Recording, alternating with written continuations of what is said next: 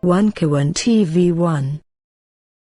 Alhamdulillah, puji syukur kepada Allah, salawat dan salam pada Rasulullah Muhammad SAW. Allahumma sholli ala Muhammad. Bapak Ibu sekalian, kita bersyukur siang sore ini agenda acara kita dapat kita laksanakan, walau banyak hambatannya, banyak tantangannya. Tadi Ketua Panitia sudah menyampaikan, akhirnya kita bisa dapat melaksanakan. Tentu rasa syukur ini menjadi satu semangat dan spirit buat kita untuk kita mendiskusikan buku yang luar biasa ini, sehingga kita warga Medan Sumatera Utara bisa lebih memahami lebih dekat, lebih mendalam buku yang ditulis oleh para tokoh kita. Tentu yang kita muliakan Gus Nur hadir bersama dengan kita, dan beliau adalah orang yang pertama juga dulu bersama dengan Bambang Menteri terkait dengan kasus ini, dan beliau akhirnya menjadi bagian dari penindasan rezim ya. Dan alhamdulillah beliau bersama dengan kita. Kemudian Mas Roy, Bu Dr. Bu Tifa, terima kasih atas kehadirannya. Dan Bapak Ibu sekalian, acara kita ini tidak hanya mendengarkan penjelasan dari penulis, kita juga menampilkan para pembanding, pembedah buku yang kapasitas mereka kita akui di Sumatera Utara. Dan Bapak Ibu sekalian, buku yang ditulis oleh 3 narasumber kita, sebenarnya kita juga menghadirkan Pak Rismon. Dan Pak Rismon mengkonfirmasi bahwa tidak bisa hadir di Jogja. Iya, ada agenda di Jogja. Kita dari awal sebenarnya sudah mengagendakan ketiga tokohnya hadir, ya, dan sudah berkomunikasi terus-menerus, tapi karena ada agenda lain. Dan kita bersyukur 2 dari 3 penulis hadir. Nah, buku yang luar biasa ini adalah buku Jokowi White Paper ini. Ini adalah sebuah buku yang menurut saya, menurut kita semua adalah sebuah ungkapan akademik sebenarnya ya. Kalau selama ini hanya dugaan-dugaan soal ijazah palsu atau dugaan-dugaan yang kemudian banyak bantahan-bantahan. Kalau secara akademik, ketika lahirnya sebuah buku itu kan sebuah naskah akademik yang akan bisa dipertanggungjawabkan kualifikasinya. Oleh karena itu ketika ada yang menyatakan tidak setuju, dia harus bantah juga lewat tulisan, mestinya begitu, dan penelitian mestinya begitu ya. Nah, siang ini kita nanti akan dengarkan sebenarnya apa sih tujuannya Mas Roy atau Bang Rismon buat buku ini? Ya, apa tujuannya buat buku? Apalagi ini bukunya tebal gini, bacanya pun susah ini. Tebal ini bukunya ini kan luar biasa bukunya. Tapi apa tujuan ketika orang ini buat buku, nulis buku, hasil penelitian, dan itu ini sangat menarik, nanti bisa diskusikan. Nanti Prof. Dida, Pak Sohib, dan Dr. Abdul Khalid nanti akan membanding atau membedah buku ini. Tapi sebelum itu, karena kita kedatangan tamu istimewa, Gus Nur, ya Gus ini sudah hadir ya kan, Gus. Jadi kita juga perlu informasi dari Gus Nur nih, karena beliau juga orang pertama sama Bapak Menteri dulu gitu kan. Dan Pak Sohib lalu bilang ke saya itu, kalau kalian buat acara, panggilkan Bambang Menteri atau Gus Nur katanya. Nah, itu. Langsung dijawab. Iya, karena Bambang Menteri tidak bisa kita koordinasikan, ternyata Allah melapangkan Gus Nur ke sini. Assalamualaikum warahmatullahi wabarakatuh. Waalaikumsalam. Alhamdulillahirabbil alamin. Di sini aja ya. Ya. Alhamdulillahirabbil alamin. Allahumma sholli ala sayyidina Muhammad wa ala ali sayyidina Muhammad. Amma ba'du. Tidak ada sehelai daun pun yang jatuh terhempas ke bumi di malam hari melainkan dengan izin Allah. Saya ketemu Bang Roy, Pak Roy Surya sama Dr. Tifa ini gak janjian, gak tahu kalau ada acara ini. Saya ada acara safar dakwah 10 hari di Medan. Ini hari keempat. Baru tadi jam 10 baru ada kabar kalau ada Mas Roy Surya sama Dr. Tifa di sini. Nah, ketemu sama beliau nih. Satu kamar sama saya di Bareskrim ya. Jadi saya mohon izin tidak bisa sampai tuntas karena 4:30 saya harus meluncur lagi perjalanan 2,5 jam dari sini, entah di mana daerahnya saya lupa tadi. Saya barusan khotib Jumat di tempatnya Pak Edi. Jadi kita diundang makan bersama di rumahnya beliau. Orang yang terdolimi juga ya. Nah, kurang lebih seperti itu. Baik, Bapak Ibu, coba perhatikan Pak Roy Suryo dengan Bu Dr. Tifa ini dengan Mas Rismon ya. sudah menerbitkan buku setebal 700 halaman sebagai bentuk tanggung jawab moral, ya, etika, estetika, ilmu, saintifik dan macam-macam. Sementara dari pihak sana, pihak Termul masih sibuk mau demo buka BH katanya, ya, bukan hanya pakai BH dan celana dalam saja, sibuk mendesak-desak polisi, cepat tangkap, gitu. Nggak bisa. Kalau ijazahnya asli, baru silakan ditangkap. Ijazahnya nggak ada, nggak pernah ada. Bagaimana mungkin? Cukup saya saja sama Bambang Menteri yang ditangkap, ya. Yang beliau-beliau jangan sampai. Kalau beliau-beliau ditangkap juga, berarti belum ganti presidennya berarti, ya kan? Walaupun Pak Roy Suryo ada 10 masjid, 2 menggagalkan. Di Jakarta kemarin 10 masjid, 2 membatalkan. Di Medan 2 juga membatalkan. Katanya didatangi polisi.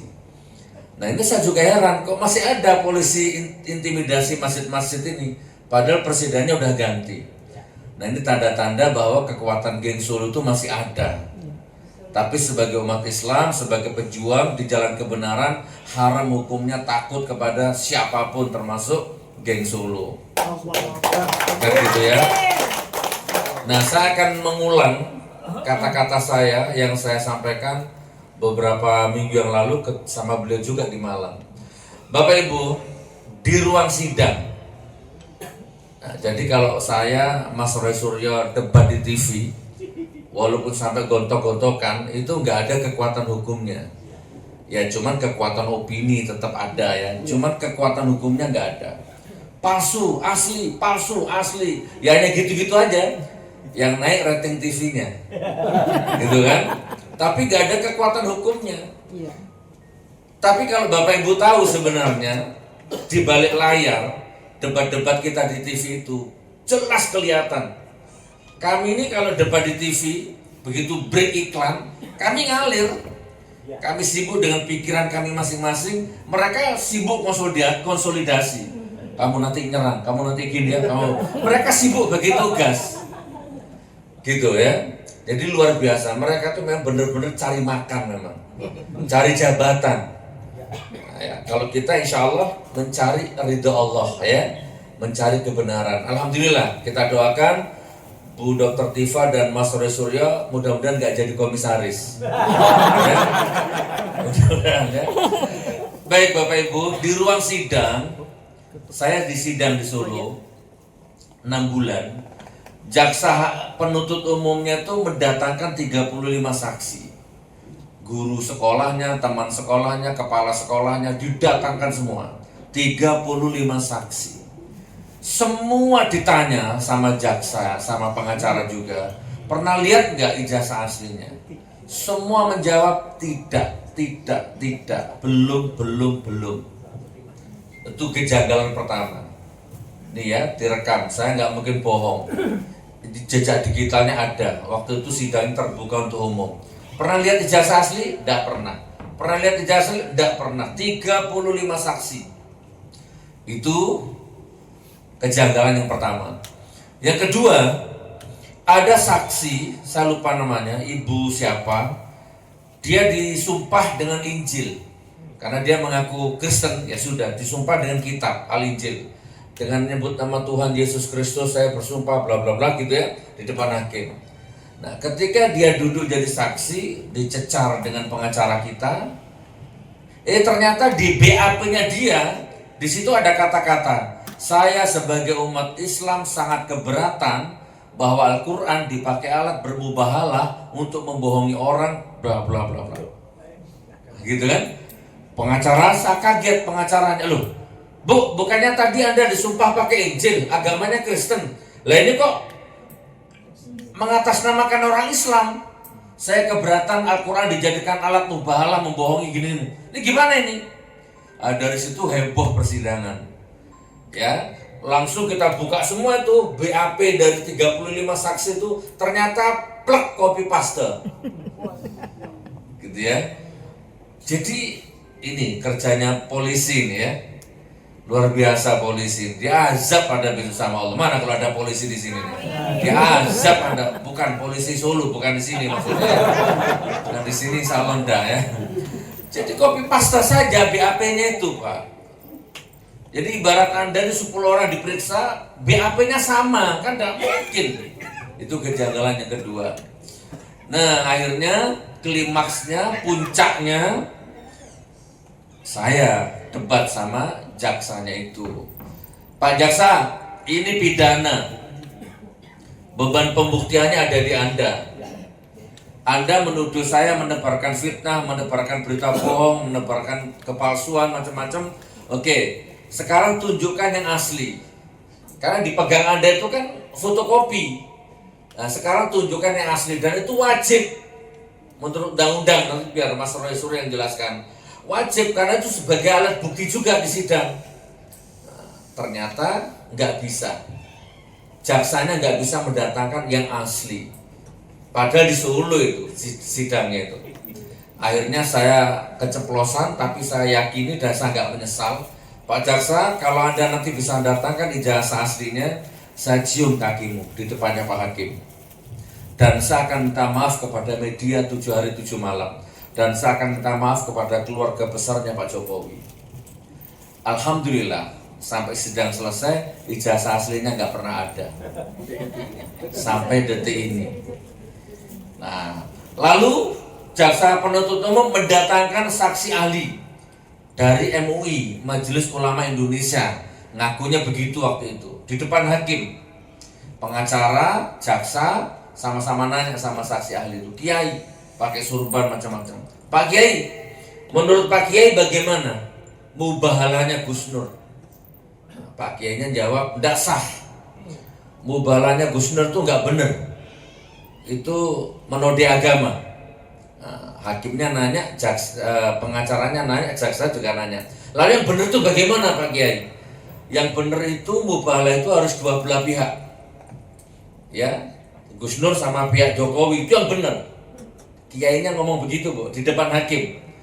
Dan mubahalah itu harus dilakukan di depan hakim, di pengadilan. Itu baru sah. Nah, ini kekuatan hukum loh Pak. Omongan saksi itu di depan hakim berkekuatan hukum. Giliran saya nanya kepada kiainya, Pak Kiai, saya setuju dengan pendapat Anda. Mubahalah itu harus dua belah pihak. Masalahnya Pak Kiai, dari dulu sampai detik ini pihak yang sana saya kejar, saya ajak mubahalah nggak pernah mau. Itu yang pertama. Yang kedua, nah mumpung sekarang Pak Kiai di pihak sana, ayo kita mubahalah sekarang sama saya di sini. Kan dua belah pihak ini di depan hakim. Kiainya saya ajak mubahalah. Kalau saya salah, saya dilaknat. Tapi kalau Pak Kiai yang salah, Pak Kiai dilaknat. Ayo. Demi Allah Pak Kiainya tidak mau. Dan hakimnya tidak mengizinkan. Dan ini masih berlaku sampai sekarang. Barangkali di sini ada yang nyamar termul-termul ini. Nah, ayo, mubahalah sama saya. Hakul yakin sampai detik ini saya mengimani ijazahnya orang itu palsu dan gak ada.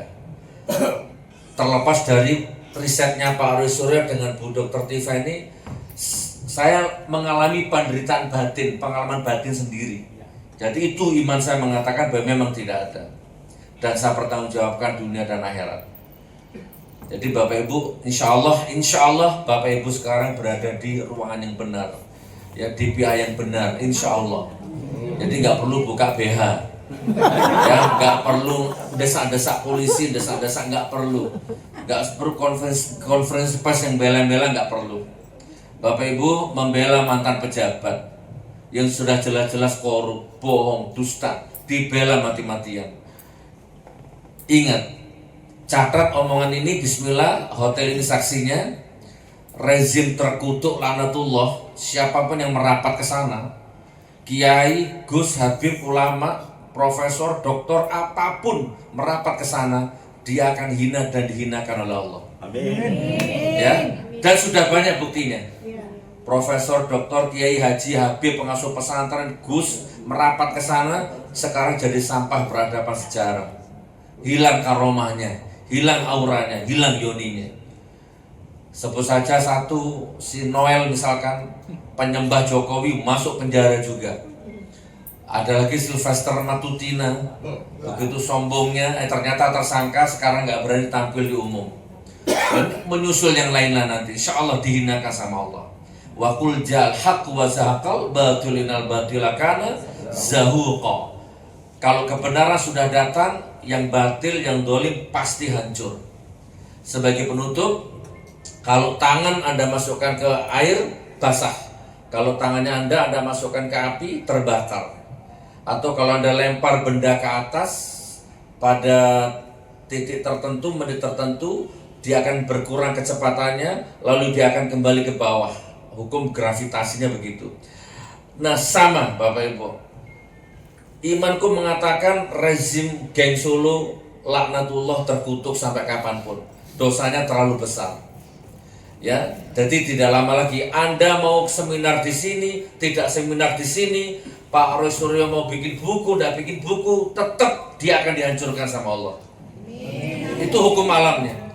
Nah, cuman kita ini berusaha menjadi pipit-pipit yang akan menghancurkan berhala-berhala kesombongan mereka, gitu kan? Kurang lebih seperti itu. Nanti biar dijelaskan sama Bang Roy Suryo apa itu pipit maksudnya. Beliau tahu nanti ya. Insya Allah begitu. Bawa ayam nggak? Bawa ayam. Selamat berjuang ya. Ya. Selamat berjuang, bantu doa, beliau support doa, bukunya diborong. Saya belum beli bukunya, hari ini saya beli ya.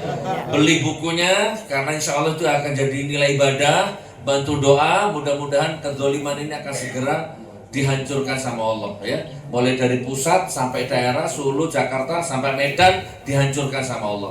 Insya Allah kalau kepalanya mati, ternak-ternaknya mati semua nanti. Insya Allah. Assalamualaikum warahmatullahi wabarakatuh. Nah, kita selama ini kan mendengar soal ijazah palsunya Pak Jokowi dan Pak Roy Suryo orang yang paling gencar melakukan itu. Ya, sebelumnya tadi ada Gus Nur, ada Pak Menteri sebelumnya.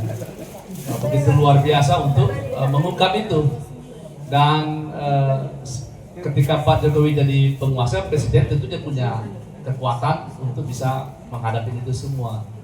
Nah, ternyata ini tidak berhenti, ya, tidak berhenti. Dan memang satu hal yang fenomena juga, soal jajah ini sudah 2 tahun, 3 tahun lebih ya. Ya ributnya udah cukup lama. Biasanya kan hilang begitu, tapi ini terus. Ini sebuah tanda, sebuah bukti bahwa sesuatu yang benar tidak bisa ditutup. Apalagi ada buku. Nah ini ada buku lebih valid, lebih ada asas pertanggungjawaban akademiknya. Nah, kita minta nih Mas Suryo, Bu Dokter nanti menjelaskan ya, apa maksudnya buat buku ini kan? Mau bikin rame, bikin apa? Buat buku gitu kan. Nah, ini kita ingin dengarkan dari Mas Suryo dan Bu Dokter nanti tujuannya buat buku, kemudian apa langkah-langkah berikutnya. Karena ada yang bilangnya begini, ya kalau udah terbukti jadinya palsu, mau diapain Pak Jokowi itu? Dengan itu Bapak Ibu sekalian. Assalamualaikum warahmatullahi wabarakatuh. Waalaikumsalam warahmatullahi. Horas Pahita Sudi. Ya, mohon maaf sebelumnya. Tadi ada bisik-bisikan dari bapak-bapak bawa wayang nggak gitu. Duh, saya tadinya berpikiran mau bawa wayang, tapi saya pikir meskipun di sini banyak Puja Kusuma, ya, putra Jawa kelahiran Sumatera. Cuman kok rasanya agak lucu gitu, saya di Medan bawa wayang. Maka di Medan saya akan bawa pantun saja. Ya, izin tadi saya buat pantun yang mendadak saya buat, tapi moga-moga bisa masuk ke Bapak Den Puspa sebagai pembuka acara. Izin. Kemerdekawo malam bersila. Minum kopi dan makan roti. Buku putih terbuka. Sudah bukan lagi rahasia ya, tentang janji-janji palsu Jokowi. Baik, yang kedua, jalan-jalan ke Danau Toba. Tak lupa singgah beli ikan sotong. Nah, katanya ada wali kota yang kemarin bersih, tapi kok curiga saya. Ada jejak digital kasus lampu pocong. Itu ikan sotong. Baik, Bapak dan Ibu, supaya tidak berlama-lama, izin saya dan Dr. Tifa yang hari ini hadir. Seharusnya kami bertiga, tapi memang kami mohon izin salah satu dari RRT sekarang memang lagi ada di Jogja untuk terus membongkar. Jadi kami bagi tugas terus membongkar kasus-kasus yang ada. Mas Rismon kemarin ketemu dengan seorang profesor dari UGM ya, yang kemudian Profesor Bagas yang banyak bercerita tentang suasana pendidikan di era tahun 80-an, dan itu yang akan membantah kesaksian-kesaksian dari para orang-orang yang bilang oh zaman dulu tuh nggak ada sarjana muda. Ternyata ada, dan itu disampaikan langsung oleh Rektor UGM. Jadi masih jadi pertanyaan, Jokowi itu sarjana atau sarjana muda ya gitu, karena ijazahnya kok nggak ada gitu loh sampai dengan detik ini. Dan nanti juga akan saya sampaikan update terbaru Bapak dan Ibu. Terima kasih atas berkat doa dan restu dan juga tentu dari ridho Allah Subhanahu wa taala. Kami sudah berhasil mendapatkan, dan ini adalah kemenangan bagi rakyat semuanya, salinan kopi ijazah yang selama ini disembunyikan oleh yang bersangkutan. Dan kami dapat secara resmi dari KPU, dari Komisi Pemilihan Umum. Tim kami, ya kita bersama-sama ya, kami bersurat ke 8 institusi dan kami mulai mendapatkan satu, dan itu adalah sesuai dengan apa yang ada pada buku. Nanti sedikit Mas Diki akan bantu saya untuk menyampaikan sedikit ulasan tentang bagaimana membandingkan ijazah asli dan palsu itu. Jadi itu perkembangan yang paling baru sampai dengan hari ini.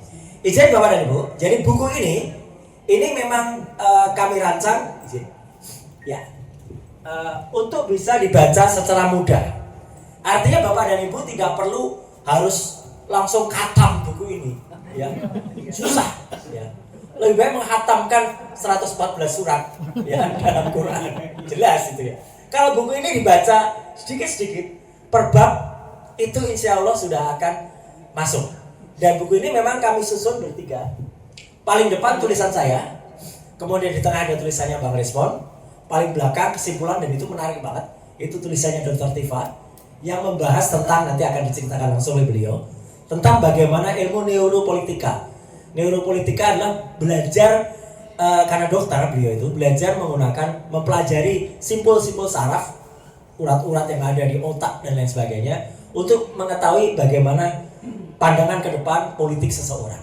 Dan itu adalah yang ditulis oleh Dr. Tifa. Nah, buku ini saya mulai, Mas Diki bisa ya, itu dengan waktu itu ada sebuah kisah. Dulu apa Bu? Nah, pertama kali dulu. Jadi ini yang mengawali, terus ke bawah. Bu. Dari seminar balik ke novel dan film. Jadi awalnya kisah ini dimulai dari janji. Kenapa tadi di puisi saya ada janji, di pantun saya ada janji. Jadi ini ada janji atau ada kata-kata dari Jokowi sendiri dalam sebuah seminar seperti ini, yang dia mengaku di depan di depan beberapa orang ya, ada Mbak Rosiana Silalahi, ada kemudian di kampus Universitas Islam Indonesia di Jogja ya, kemudian di depan juga Prof Mahfud MD, di depan juga Buya Syafi'i Ma'arif. Dia berkata tentang IP kumulatifnya hanya 2 atau bahkan 2 ke bawah, dan itu dikatakan di seminar resmi. Artinya nggak boleh orang bercanda di seminar, dan statement itu tidak diralat bapak-bapak semuanya selama sampai bertahun-tahun sampai dengan sekarang, sampai hari ini tidak diralat. Nah inilah yang membuat otak waras atau otak kita itu berpikir, kok IPK di bawah 2 kok bisa lulus ya, atau kok bisa kemudian lanjut. Kalau dulu ada terminasi sarjana muda, kenapa dia tidak dihentikan di sarjana muda? Itu makanya membongkar kenapa akhirnya ada hipotesis bahwa Jokowi itu hanya ke sarjana muda dan tidak lulus. Bahkan ada hipotesis yang kuliah saja tidak gitu ya. Tapi itulah yang menarik yang akan menjadi pembahasan yang sudah kita bahas di buku ini. Lanjut Mas, langsung ke perbandingan ijazah. Terus, jadi ini ada banyak cerita menarik. Terus Bapak, ya. Bapak dan Ibu sering mendengar kata-kata ELA, Error Level Analysis. Itu adalah cara mengidentifikasi gambar itu asli atau tidak. Saya pernah juga mengidentifikasi dari Medan ini sebuah video artis. Tapi itu nggak ada hubungannya dengan Jokowi ya, atau mungkin belum. Minimal mantunya. Saya nggak bicara soal Clara loh ya. Lain itu ya. Jangan dihubungkan ya. Jangan. Ya. Tapi artinya video yang pernah saya periksa itu ya, itu juga kita periksa pakai error level analysis. Artinya error level analysis sudah bertahun-tahun sahih untuk memeriksa. Mulai dari kasus-kasus yang dulu, ada dulu video terkenal pemain band ya sama artis, kemudian bahkan kasus foto mantan presiden juga pernah saya periksa pakai error level analysis. Dan itu bisa menguji sebuah ijazah itu benar atau enggak. Kalau ijazah yang benar, Bapak dan Ibu, izin Mas Diki, ada ijazah saya, tolong naik turun nanti. Terus. Oh sorry, sebelumnya di atas lagi. Oh, nah ini ijazah saya, ini ijazah saya sendiri Bapak dan Ibu. Jadi kalau ada orang mulas ya, orang ijazahnya dari mana? Ini asli nih tahun 91 saya lulus. Kalau kita periksa dengan ELA, itu akan membuat sebagian ini akan nampak yang tadinya gambar itu sudah pernah di rekayasa atau enggak. Kalau pernah di rekayasa, maka di sini tidak akan nampak lagi jejak-jejaknya. Ini maksudnya apa? Tulisan I, J, A, Z. Pinggir fotonya pun masih nampak. Jelas kan Bapak dan Ibu? Tulisan-tulisannya masih nampak. Ini kalau utuh kayak gini. Lanjut sekarang ijazahnya tadi. Yang kita, ini bentar. Bapak dan Ibu melihat ini pun, ini ijazah saya. Kalau di ELA seluruhnya, kotak legalisasinya pun masih nampak. Pernah dilegalisasi. Artinya, foto itu kalau nggak banyak rekayasa, ya beginilah jadinya. Lanjut kita ke yang tadi Mas Diki. Nah ini. Ada kan nampak gambar di sini? Apalagi betul Bu. Lanjut ke yang gambar full Mas Diki. Nah, ini gambar apa Bu? Hutan. Betul. Bahkan ada orang mengatakan mohon maaf sekali, kotoran burung Mas ini. Iya. Jadi ini artinya ijazah yang beredar itu adalah ijazah yang sudah banyak sekali ada rekayasa ya. Dan alhamdulillahnya naik lagi ke atas Mas Diki. Gambar yang kita lihat terus naik lagi sampai ke gambarnya Dian Sandi. Nah ini ijazah yang diposting oleh seorang kader PSI, partai sebar fitnah isu ya. Kenapa sebar isu? Bapak dan Ibu mungkin lihat isu terakhir, benar-benar jahat. Kami, saya, Dr. Tifa, Mas Refli Harun, itu memang benar. Kami berkunjung, kami ziarah ke yang disebut ibunya Jokowi, Bu Sujiatmi, almarhum Hari Mulyo, dan kami berdoa. Dan kami keluarkan sekarang videonya ketika kami berdoa. Tadinya kami nggak mau mengeluarkan video kami berdoa, karena buat apa sih? Berdoa itu kan apa? Kita habluminallah. Ngapain kita sampaikan habluminanas? Tapi karena orang banyak, itu merusak makam, ya terpaksa kami tampilkan ketika kami berdoa. Kami bukan tipe orang yang sholat aja di video. Videonya kalau lagi apa sholatnya kalau lagi di video, itu pun nggak pakai iftidal. Perhatikan sholatnya, nggak pakai. Jadi dari tahiyat terus kemudian langsung begitu rukuk langsung. Enggak pakai itu kan?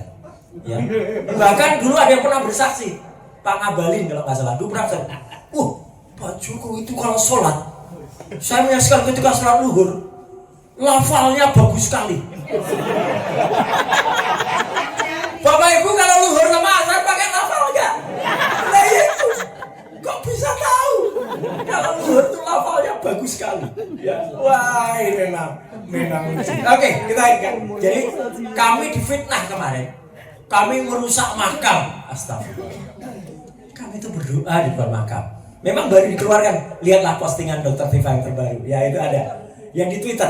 Ya. Jadi kami sengaja mengeluarkan itu karena masa sih berdoa aja diposting. Ya tapi karena kami difitnah oleh PSI juga. Ya bahwa kami merusak makam. Nah ini adalah postingan kader PSI. Namanya Dian Sandi pada tanggal 1 April. Kalimatnya apa? Biar kalian tenang lebarannya, ini saya upload yang asli, dia bilang. Ya udah karena dia bilangnya asli, ya udah kita percaya aja. Ini yang kami periksa. Disinilah kami membuktikan beberapa hal, terutama soal nanti yang kita lihat ya, membuktikan ijazah itu identik atau enggak. Kedua adalah foto yang pas fotonya ini biasanya Ibu dan Bapak nempelkan pas foto itu sebelum atau sudah dicap. Belum. Kalau di sini kalau pas fotonya ada di atas cap artinya apa? Nah, udah jelas kan? Nanti ada buktinya kepalsuannya. Mas Diki, lanjut. Alhamdulillahnya, terus sampai kayak sini dulu. Terus lagi, terus. Hop, nah, hop lagi. Ya. Ini namanya analisis luminance gradients. Analisis luminance gradient ini, bapak-bapak semua, ini membuktikan bahwa pas fotonya yang dipasang di ijazah ini di atas cap, lihat gambar ini. Kalau ada capnya di atas foto, ini harusnya ada potongannya cap. Ini ilmiah, 100% ilmiah.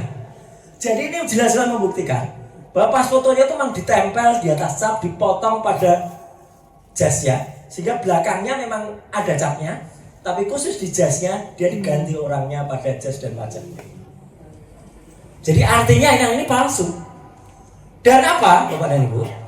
Alhamdulillah yang tadi saya sampaikan, perkembangan paling baru, Komisi Pemilihan Umum sudah memberikan kepada kami salinan ijazah yang similar, identik dengan ini.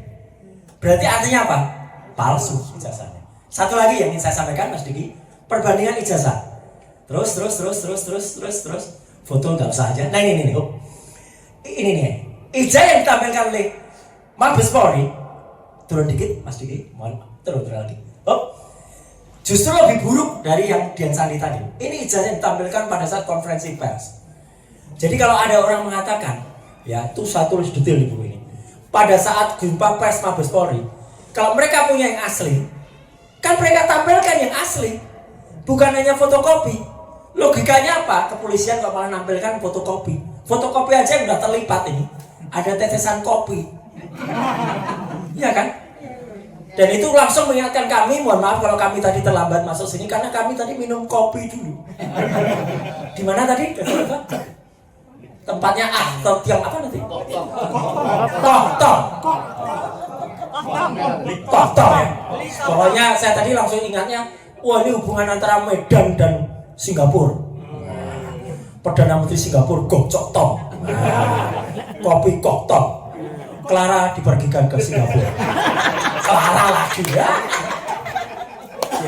Nah, jadi artinya apa? Ini adalah ijazah yang benar. Bapak dan Ibu, untuk membandingkan ijazah harus dibandingkan dengan yang keluar pada tahun, bulan, dan tanggal yang sama. Alhamdulillah kami mendapatkan, naik dikit Mas. Ini ijazah temannya Pak Jokowi yang dia bersaksi betul pembela Pak Jokowi. Jadi dia dehatnya, namanya Fronojiwo. Tanggalnya sama, tanggal 5 November 85. Naik lagi Mas, dikit. Sama, 5 November 85. Sepintas Bapak dan Ibu, belum saya kasih rahasianya dulu. Sepintas Bapak Ibu, ijazah ini dan lagi Mas, yang sama nggak kira-kira bentuknya? Sekitar sama. Nah ini kayak kalau kita baca majalah Bobo atau Kawanku zaman dulu ya Bu. Ya, temukan beberapa perbedaan. Lanjut. Naik lagi. Enggak, turun lagi. Dua lagi ijazah kita bandingkan. Kita berada di ini nomornya 11115 miliknya Fronojiwo. Lanjut, naik lagi Mas. Enggak, maksudnya turun. Oh. Ini 1120.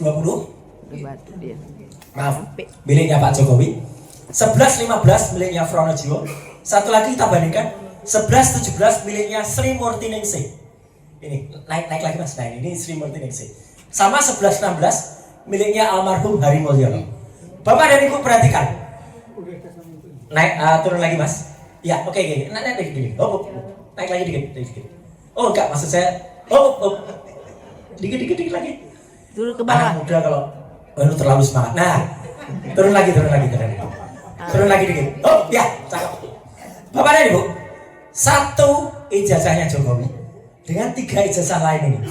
Pembanding 1115, 1116, 1117, 1120. Semuanya terbit pada hari dan wisuda yang sama. Seharusnya ijazahnya sama enggak?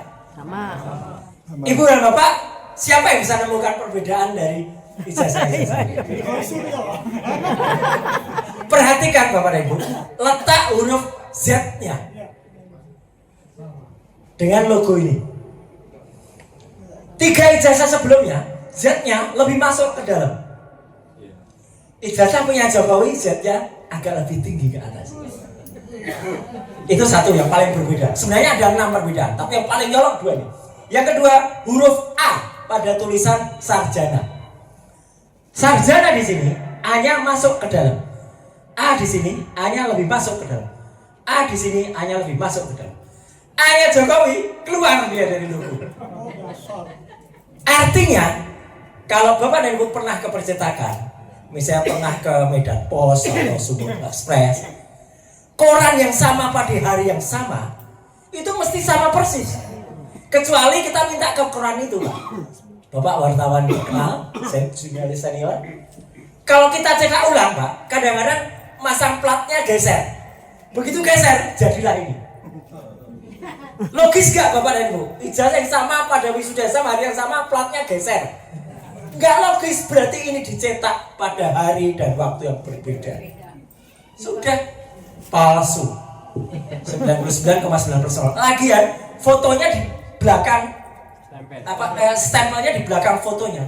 Belum lagi kalau kita periksa adanya watermark, adanya emboss yang ada pada 3 ijazah ini dan tidak ada pada ijazah. Jadi Bapak dan simpulannya, 3 ijazah ini identik, sedangkan ijazah Jokowi tidak identik. Artinya beda. Terakhir yang ingin saya sampaikan, Mas Diki, tolong ke skripsinya, paling belakang. Nah, ini kami pada saat skripsi terus naik lagi, terus naik lagi, terus lagi naik lagi dikit lagi. Oh. Inilah skripsi yang saya pegang sendiri. Kalau ini kami sudah pegang sendiri. Jauh sebelum salinan fotokopi saya, Dr. Tifa, Dr. Resmond datang ke UGM pada tanggal 15 April 2025, diterima secara resmi. Diterimalah 2 wakil rektor, Prof. Pening dan Dr. Ari Sujito. Kami dikasih buku skripsinya Jokowi. Apa yang menarik pada 2 ini? Bapak dan Ibu, ini saya potret tidak dengan handphone, tapi dengan kamera profesional yang memang kamera ini memotret apa adanya, tidak membaikkan fotonya, tidak menjelekkan fotonya. Yang bisa kita lihat antar 2 kertas ini kelihatan tahun kertasnya, warnanya saja berbeda. Pada skripsi yang semua itu ada, Bapak-bapak sekalian, warna kertasnya semua begini, kertas lama, tahun 85. Jadi kalau sampai 2025 kertas itu sudah berusia 40 tahun. Iya. Ini kertasnya jauh lebih bersih. Hurufnya juga beda. Ganti kulit. Ini huruf komputer yang dikatakan sama Bang Resmond. Ini hasil dari print out mesin printer yang baru. Tahun 85 Bapak dan Ibu. Adakah mahasiswa yang mencetak pakai printer inkjet? Ya nggak ada. Inkjetnya saja belum keluar. Printer inkjet itu belum ada di tahun 85. Ini sudah dicetak pakai inkjet. Menarik lagi apa? Di sini tertulis Profesor Dr. Insinyur Ahmad Sumitro. Padahal ini harusnya di bulan November 85. Dan di sini pada ketikan tangan ini tulis Bapak Dr. Insinyur Ahmad Sumitro. Tuh. Ini 85 November. Yang benar mana? Dan ternyata Profesor Dr. Insinyur Ahmad Sumitro itu melakukan pengukuhan guru besar pada bulan Maret tahun 86. Berarti 85 ya masih ini yang betul. Belum ini. Lah kok bisa profesor di sini? Jadi ini adalah tambahan lembaran yang ada pada skripsinya Jokowi. Dan paling menariknya lagi, di skripsi ini tidak ada yang namanya lembar pengujian skripsi. Prof, kalau nggak ada lembar pengujian skripsi itu lulus apa enggak? Enggak loh, ya udah. Tapi lucu bro, ketika saya berdebat dengan para termol di TV, ada yang bilang, oh mungkin lembar pengujiannya di belakang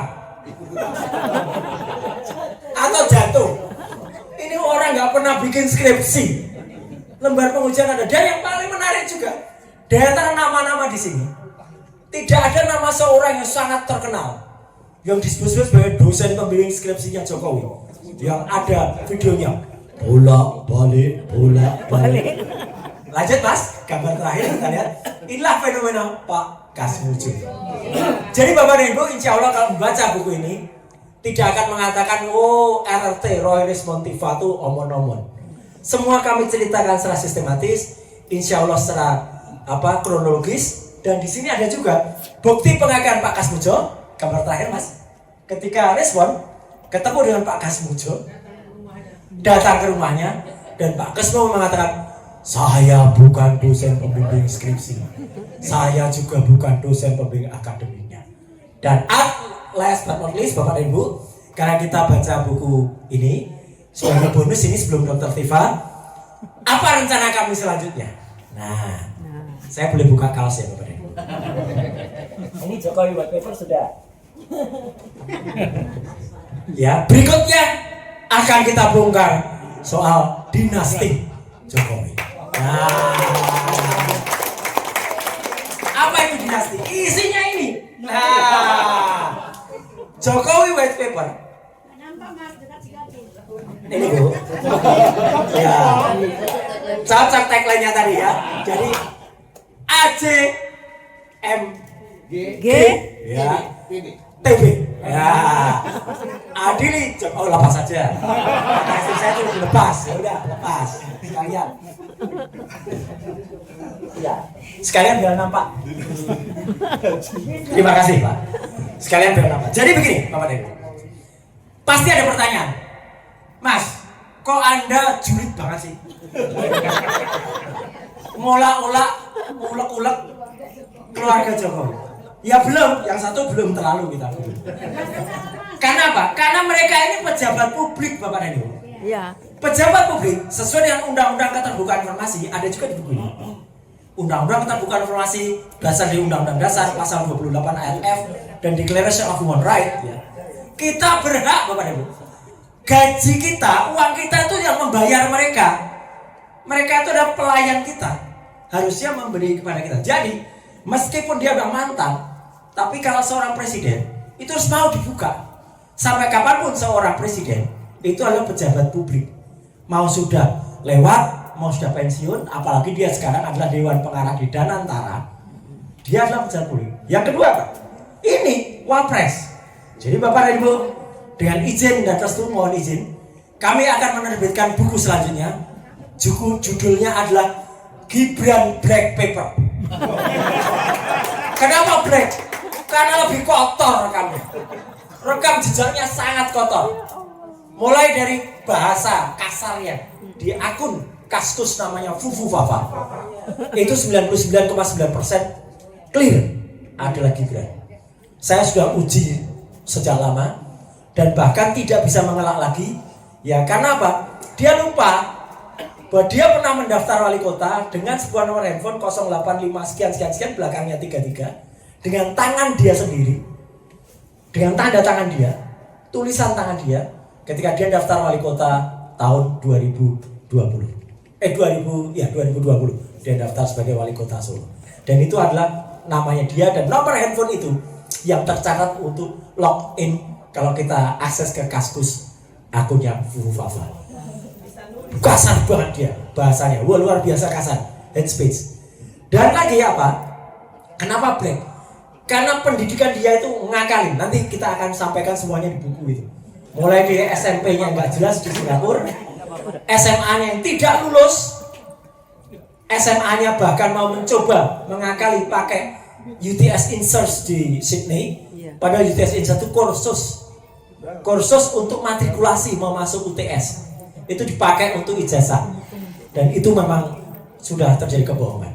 Dan yang paling kanan ini, nah juga ini, ya selain lampu pocong, banyak ini soal pesawat, private jet, banyak lah. Bukan soal Clara ya lain lagi. Ya, nah itu pribadi, tapi ada juga hubungannya. Ini juga meskipun dia bukan pejabat publik, tapi dia juga sebenarnya sudah melakukan gratifikasi dengan naik private jet.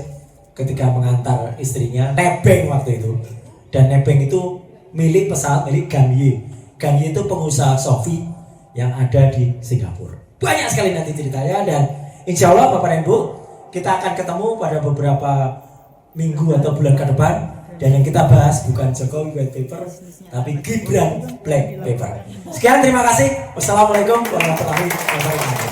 Terima kasih Mas Roy, luar biasa.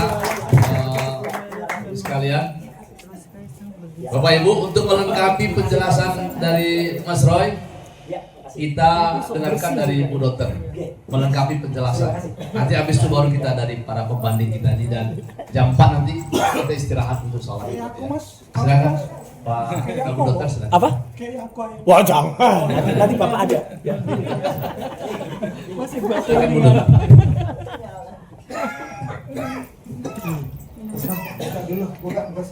Cukup kelihatan kan sampai belakang ya. Baik, bismillahirrahmanirrahim. Assalamualaikum warahmatullahi wabarakatuh. Ya, pasti saya ingin sekali mengucapkan terima kasih dan tanda penghargaan saya kepada para panitia, ketua panitia, dan seluruh jajarannya yang saya tahu sekali usaha luar biasa untuk bisa menghadirkan acara ini bagi kita semuanya ya. Saya appreciate sekali, mudah-mudahan Allah Subhanahu wa taala membalas kebaikan ini dengan sebanyak mungkin amal jariah. Amin. Demikian juga dengan seluruh panelis, moderator, dan Bapak dan Ibu sekalian, sahabat-sahabat kami yang bersedia meluangkan waktu untuk hadir mendengarkan apa yang ingin kami sampaikan. Jadi pertama kali adalah saya ingin menjawab, Bu ya, pertanyaan mengapa sih Pak Dr. Suryo, Dr. Rismon Syanipan dan saya membuat buku ini gitu ya. Karena apa? Kami akademisi, kami peneliti, kami punya tugas yang itu adalah amanah dari Allah Subhanahu wa taala untuk menjawab permasalahan. Itu tugas utama peneliti. Ada permasalahan, tugas peneliti untuk menjawab.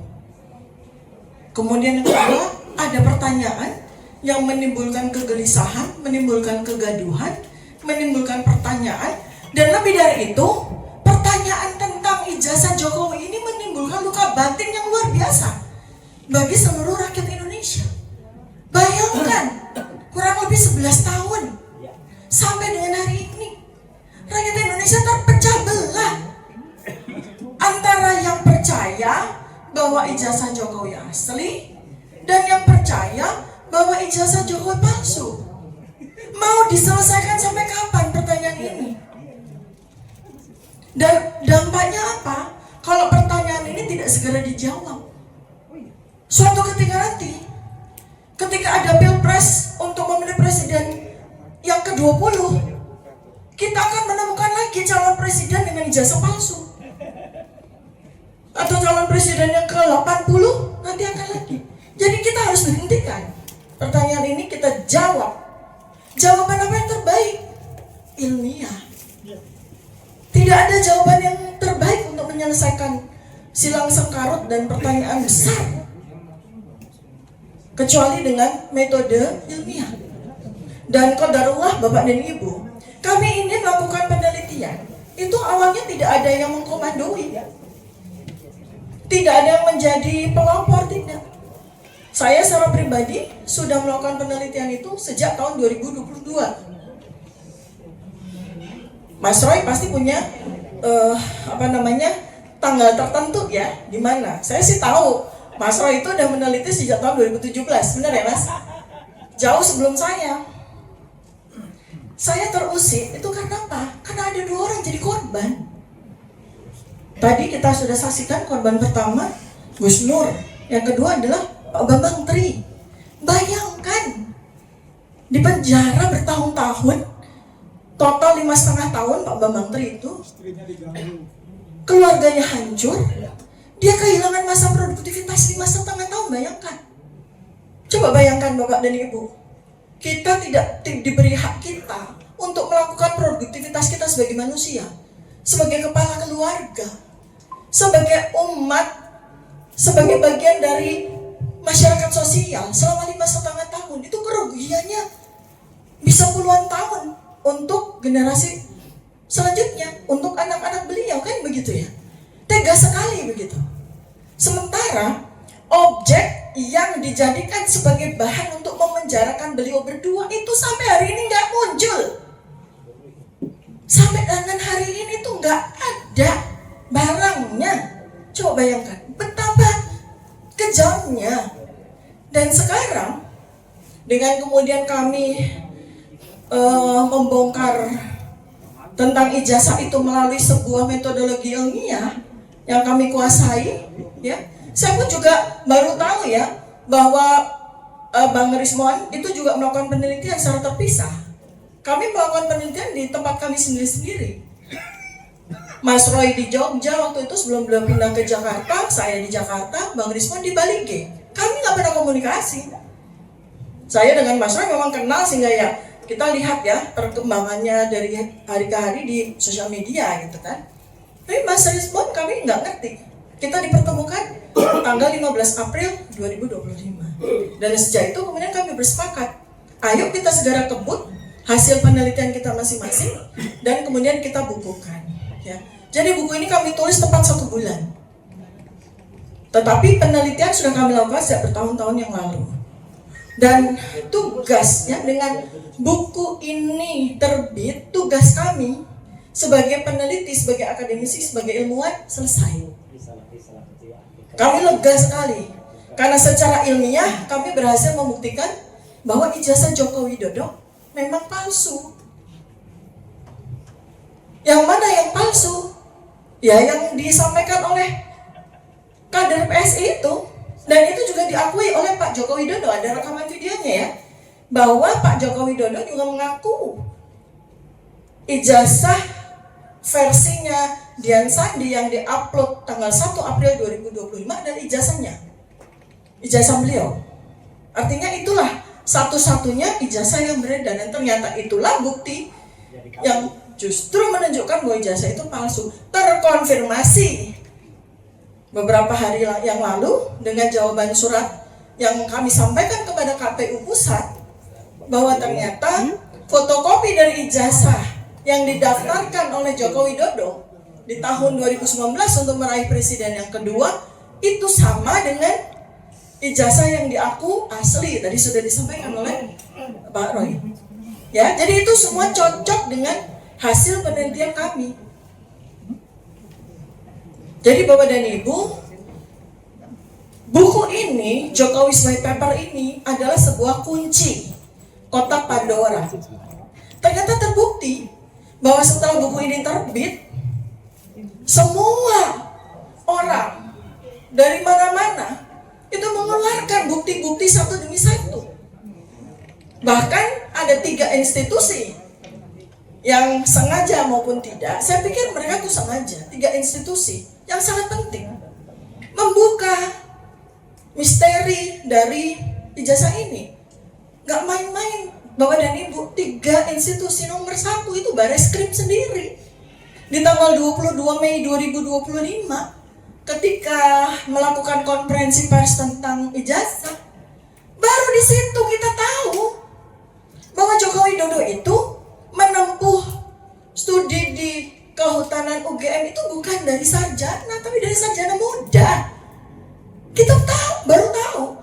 Padahal ketika kami ke UGM tanggal 15 April 2025, kami ketemu dengan sivitas akademikanya, ketemu dengan petinggi kampus di situ, nggak ada satu kata pun terucap bahwa Joko Widodo itu adalah mahasiswa sarjana muda. Artinya apa? Artinya yang kata koran, ya, Kedaulatan Rakyat yang banyak diposting tanggal 18 Juli 1980, di mana itu adalah pengumuman calon mahasiswa yang diterima di program Perintis 1, PP1 ya waktu itu ya, belum UMPTN, belum Sipan Maru begitu ya. Di mana di situ ada nama Joko Widodo, berarti koran itu palsu. Karena kalau dia diterima di program sarjana muda, pengumumannya tidak di koran. Pengumumannya itu di kampus. Jadi peserta prodi program studi sarjana muda di UGM ketika itu masih ada, dia harus disurati sama UGM bahwa Anda diterima di program studi sarjana muda, kemudian dia harus ke kampus. Itu ya, itu yang membongkar malah Bareskrim. Yang membongkar malah Bareskrim loh. Nah, kemudian Apa yang disampaikan oleh Barreskrim itu, saya dengan Dr. Roy, kami berempat ya dengan Dr. Rismon dan ada satu ahli pidana, Pak Dr. Muhammad Taufik itu diundang sebagai saksi ahli di gelar perkara khusus yang diadakan oleh Mabes Polri. Apa yang terjadi di situ? Semua petinggi, Bapak dan Ibu, polisi yang hadir terdiam semuanya. Kenapa kok mereka terdiam? Padahal gelar perkara khusus nggak mungkin orang diam. Orang diundang untuk saling tanya jawab, saling berdebat, saling mengeluarkan bukti-bukti. Ini tuh semua diam. Sikap diam itu kemudian saya baca ini adalah suasana batin polisi yang mempertanyakan tentang ijazah tersebut. Kenapa? Kalau memang mereka itu yakin, mereka akan banyak bicara, berdebat dengan kami, ya kan? Tapi ini enggak, semua diam. Semua petinggi diam semuanya. Artinya apa? Kalau orang diam itu artinya ragu-ragu apa yakin? Mereka sendiri meragukan. Nah iya, atau mereka mengakui, oh iya ya, apa yang disampaikan oleh Pak Roy, oleh Pak Rismon, oleh Dr. Tika memang benar. Tapi mereka tidak berani untuk mengakui. Iya, satu Barreskrim. Kedua adalah UGM sendiri. UGM yang dari sejak awal, kurang lebih kita UGM itu karena saya tidak mengikuti persidangan dari Gus Nur maupun Pak Bambang Tri, saya nggak bisa bicara di sini. Tapi saya bicara di mana saya menjadi pelaku sekaligus sebagai saksi. Mulai tanggal 15 April 2025. Di saat itu, UGM menghadirkan alumni kehutanan UGM tahun 1980. Tapi mereka adalah prodi sarjana, bukan sarjana muda. Nggak ada satupun dari sekitar 7 orang yang dihadirkan sebagai saksi pada pertemuan dengan kami itu yang ikut prodi sarjana muda. Semuanya adalah prodi sarjana. Dan di situ saya tidak melihat ya. Belakangan saya tahu, kita semua tahu bahwa Joko Widodo itu pernah kuliah di UGM itu di sarjana muda. Kita kan tahunya dari 22 Mei 2025 itu. Di situ tuh Sivitas Akademika kalau memang tahu, mereka pasti akan sampaikan atau mereka mengundang alumni yang memulai kuliahnya di prodi sarjana muda kan? Itu enggak sama sekali. Artinya apa? UGM cuma kecolongan. Sehingga kita tidak bisa mengatakan bahwa UGM bermain di sini. Siapa yang bermain? Oknum. Siapa yang bermain? Oknum. Di situ kelihatan kok, ya, bahwa UGM itu memang tidak tahu. Belakangan, ya, itu tanggal 15 April 2025. Belakangan tanggal 24 Agustus 2025, ketika kami, saya dengan Pak Roy dan tim kuasa hukum kami bersurat kepada rektor. Kemudian rektor menjawab dengan sebuah konferensi pers, sebuah podcast. Rektor Profesor Ova Emilia podcast di tanggal 24 Agustus 2025 menyatakan tidak lagi menggunakan presiden atau mantan presiden, menyatakan bahwa Joko Widodo mengikuti kuliah di UGM program sarjana muda. Dan sejak itu kami sudah menyerahkan semua bukti-bukti dokumen yang terkait dengan pendidikan Joko Widodo ke Polda Metro Jaya. Kan itu sesuatu yang bohong. Bapak dan Ibu yang kuliah atau saya yang sebagai alumni UGM, pasti salinan saya pasti masih ada. Yang setiap saat saya minta pasti akan diberikan. Karena kami penasaran, kami tanggal 19 Agustus tanggal 1 September kami bersurat ke UGM mempertanyakan tentang dokumen sarjana muda dari Joko Widodo. Jawaban UGM apa? Semuanya sudah kami serahkan kepada Polda Metro Jaya. Buang badan mereka, nggak mau terlibat lagi. Ya. Sekarang yang terakhir, institusi yang paling penting yaitu KPU. Kami bersurat kepada KPU. Dari mulai KPU di Solo belum menjawab, KPU di Jakarta minta tangguh. Jadi mereka minta tangguh nih karena mereka nunggu jawaban surat dari KPU pusat. Jadi mereka minta tangguh. Kami akan menjawab 7 hari kemudian. Artinya mereka menunggu KPU mengeluarkan apa ya? Jreng, KPU pusat akhirnya menjawab surat kami, memberikan kepada kami salinan fotokopi ijazah. Jadi clear di sini tidak ada ijazah versi lain. Ijazah versi ya cuma itu, yaitu ijazah bodong itu, Bapak Dini. Itu ya, jadi clear semuanya. Clear semuanya, ya. Nah, sekarang saya akan memulai dengan menyampaikan apa yang menjadi bagian saya. Saya bukan ahli digital forensik, saya bukan ahli telematika, karena keduanya itu adalah keahlian dari Pak Roy Suryo dan Pak Isman Syarifat. Saya bicara tentang ilmu saya, neuropolitika. Jadi ilmu baru, bukan baru lagi, bukan saya penciptanya. Saya menggunakan dan saya mengembangkan untuk bisa menjawab bagaimana otak manusia, ya. Halaman 48. Bagaimana otak manusia itu, ya, ini otaknya Pak Jokowi, dibedah dengan ilmu neuropolitika ya. Jadi Prof nggak susah-susah buka kepalanya Pak Jokowi. Kita menggunakan teknologi ya, melakukan pembedahan. Pembedahannya artinya bukan dibedah seperti Prof tugasnya ya, tapi melakukan pembacaan. Melakukan pembacaan terhadap otak Jokowi dengan cara apa? Dengan cara kita mengcapture perilakunya yang saya dapatkan dari ratusan foto-foto. Kita capture perilakunya, kemudian ekspresinya, ekspresi wajah, kemudian narasinya, ketika pidato, ketika bicara, gitu ya. Nah itu semua kemudian kita lakukan analisis, secara meta-analisis, meta-sintesis dari semua itu. Dengan teknologi Bapak dan Ibu, maka wajah seseorang adalah dokumen yang otentik. Wajah itu ternyata tidak bisa bohong. Wajah ya. Lanjut deh.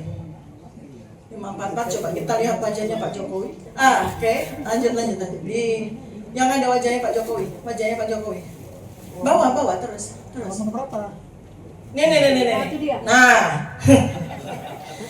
Ini adalah capturing dari video ketika tanggal 25 Juli 2025 Pak Jokowi menerima sejumlah wartawan.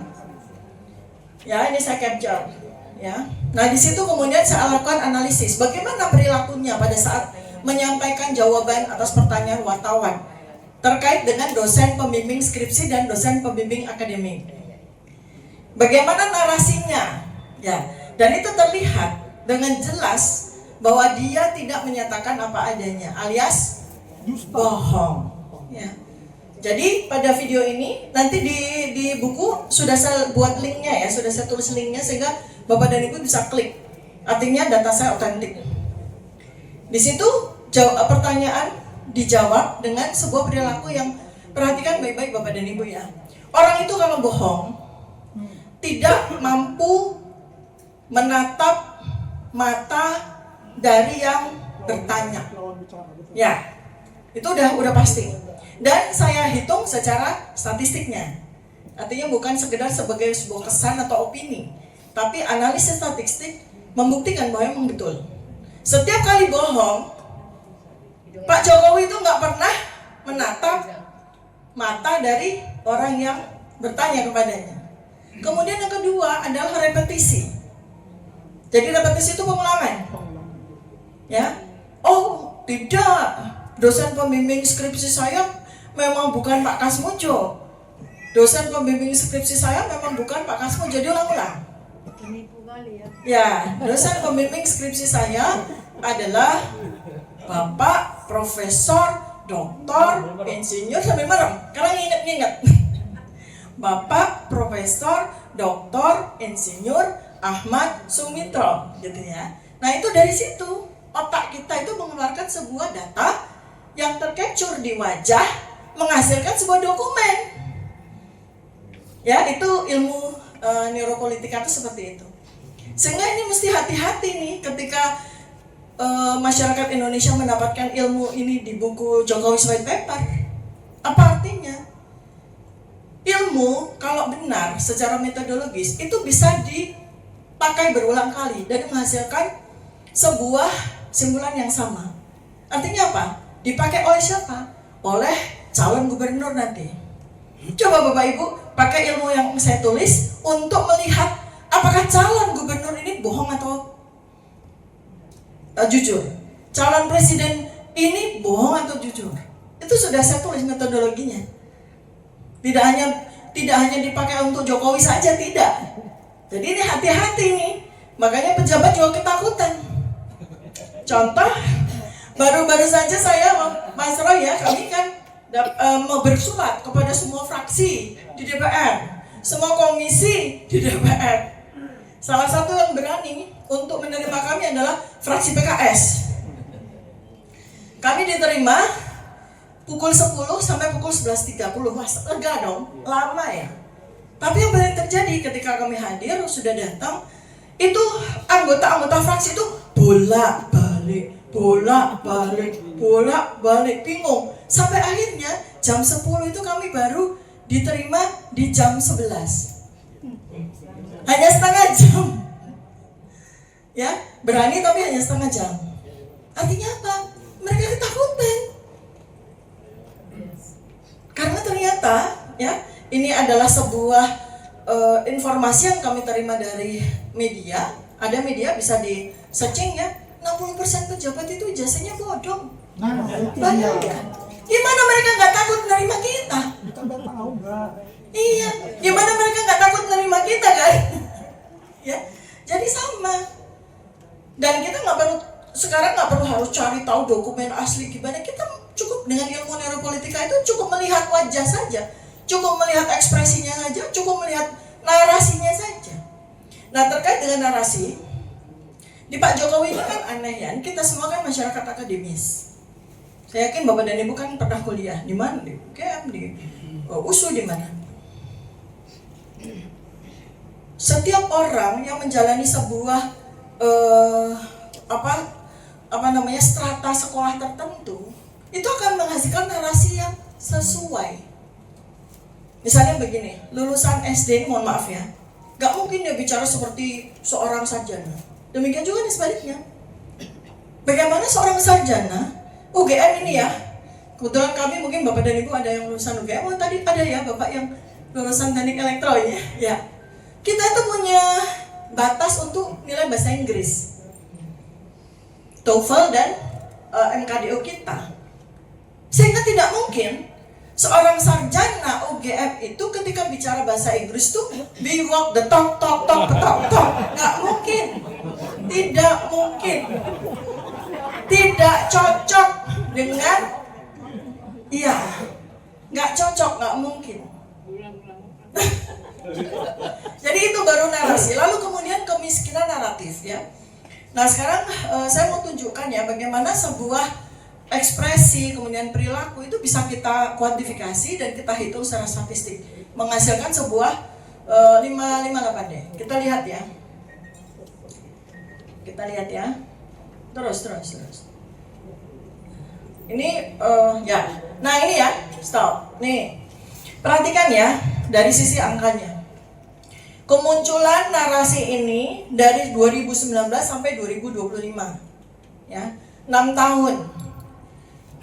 Pak Jokowi selalu mengatakan begini, saya kuliah di UGM, udah tanpa dites. Pernah nggak Pak Jokowi cerita gimana dia kuliah? Iya. Seperti apa kuliah? Teman-temannya gimana?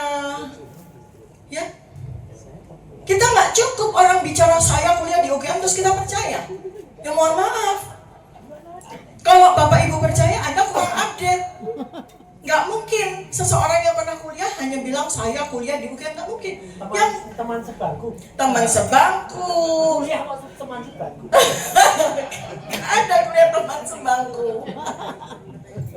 Terus yang paling lucu ya di dalam salah satu video nanti kami akan sampaikan di buku yang kedua kami ya, bukan di sini karena ini halamannya udah 700 halaman. Kalau kami sampaikan semua hasil penelitian bisa 1000 halaman lebih. Makanya nih, jadi ada satu observasi saya bagaimana klaim umum dari Pak Jokowi dari satu aja udah salah. Jadi ada sebuah video di mana beliau datang ke gedung pusat UGM. Gedung pusat itu gedung rektorat ya. Terus di situ di capture mengatakan bahwa disinilah saya wisuda. Padahal kalau wisuda tahun 1985 bukan di gedung itu, di gedung Pemuda, itu aja udah salah.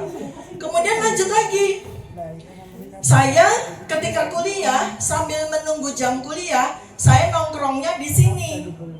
Memang betul, gedung pusat itu kan gedungnya tuh tua, kuno gitu, sejuk, sehingga memang kita tuh sering belajar di situ. Kalau ujian tuh ramai sekali, mahasiswa belajar di situ. Tapi kalau dia mengatakan bahwa di sela kuliah dia nongkrong di situ, itu sangat mustahil. Ya pasti telat. Orang fakultas kehutanan di sana, gedung pusat di sini, ya.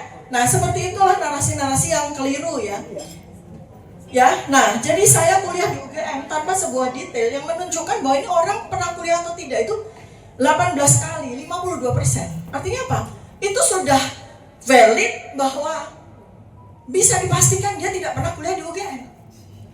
Ya. Narasi dangkal, minim kontribusi hipokampus. Apa itu hipokampus? Apa Prof?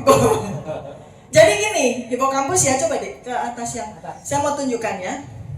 Hipokampus ya. Ini penting, satu aja dari bagian terus yang hipokampus deh. Terus yang hipokampus. Lanjut.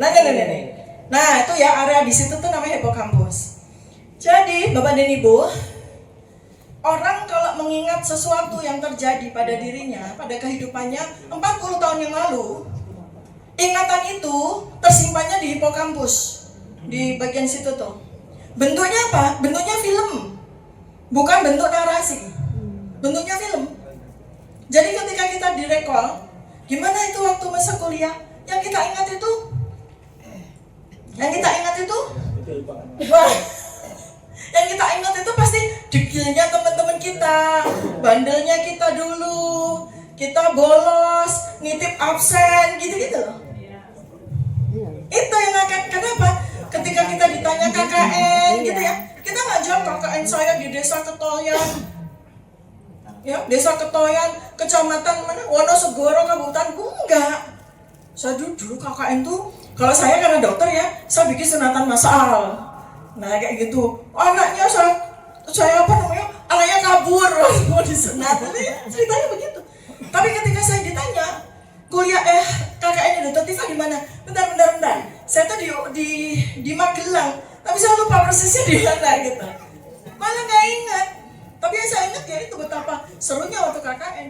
Yang ditanya ketika Jokowi membuktikan bahwa dia pernah KKN, yang saya KKN di desa Ketoyan, kecamatan Wonosegoro, Kabupaten Boyolali.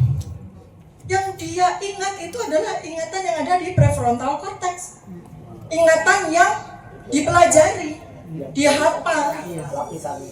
Jadi dia nggak ada recall di memori di hipokampus. Bagaimana dia KKN sesungguhnya? Nah yang kemudian terbukti pada pernyataan Barreskrim tentang KKN keliru dengan apa yang disampaikan oleh Jokowi Widodo sendiri. Barreskrim di 22 Mei 2025 mengatakan KKN-nya Jokowi tahun 1983. Tapi ketika Jokowi Widodo ditanya, saya KKN awal tahun 1985. Masa mana ada orang KKN 2 kali ya? Nah, itu contohnya ya, bahwa hipokampus ya sebuah tempat di mana memori kita tentang masa lalu kita itu disimpan sebagai sebuah film, bukan sebagai sebuah kata-kata, narasi. Ya, itu adalah di mana otak itu adalah sebuah dokumen yang otentik, nggak bisa bohong ya. Kemudian yang terakhir yang ingin saya sampaikan ya, jadi banyak temu yang mengatakan ini buku sampah ya, ini buku nggak valid. Kenapa? Karena nggak ada komparasinya.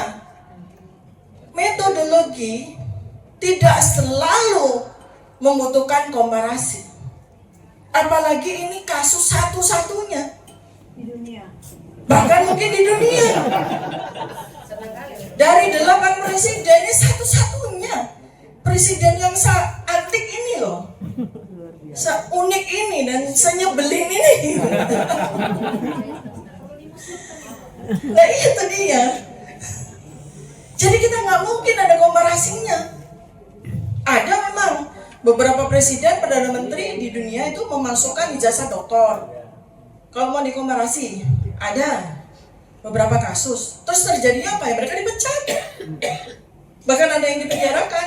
Nah kalau mau dikompar, terus ya berarti nanti Pak Jokowi ya dipenjarakan. Iya, ngaruh. Iya kan, komparasinya kan gitu. Ini adalah sebuah studi kasus. Pertama kali, mudah-mudahan satu-satunya. Jangan sampai ada 2 kali. Maka kami berani untuk menuliskan buku ini dengan Jokowi. Di dalamnya Bapak Ibu di 700 halaman, ratusan kali kami menyebutkan Jokowi Dodo. Jokowi Dodo. Itu tanda apa? Kami berani mempertanggungjawabkan hasil penelitian ilmiah kami. Kami tidak menggunakan inisial JKW, menggunakan enggak. Kami sebut Jokowi Dodo karena memang subjek penelitian kami adalah Jokowi Dodo. Apakah itu ada konsekuensi hukumnya? We don't care. We don't care. Kenapa Bapak Ibu? Pesan saya ya, ribuan tahun ilmuwan, 2.500 tahun yang lalu, ada seorang filsuf ilmuwan yang dipaksa menenggak racun ketika dia menyampaikan temuan ilmiahnya. Namanya Socrates. Sekian ribu tahun kemudian, sekian ratus tahun kemudian ada Galileo Galilei dan dihukum gantung. Ada Cicero, ya, yang disuruh mengiris nadinya sendiri karena menyampaikan kebenaran. Itulah ilmuwan.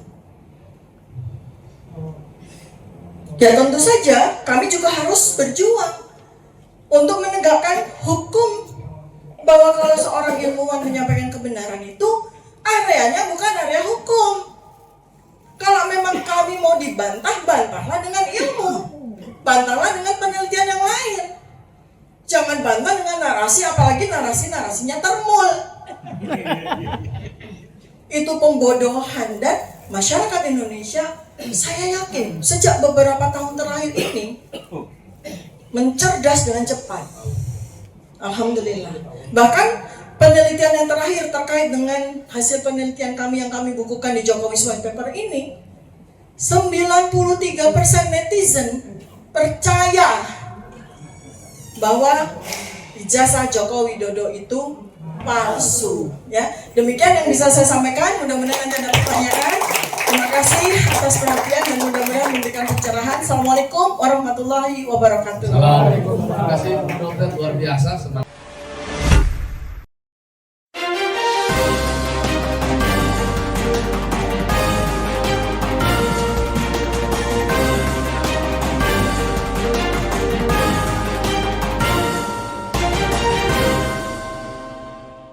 One Kawan TV 1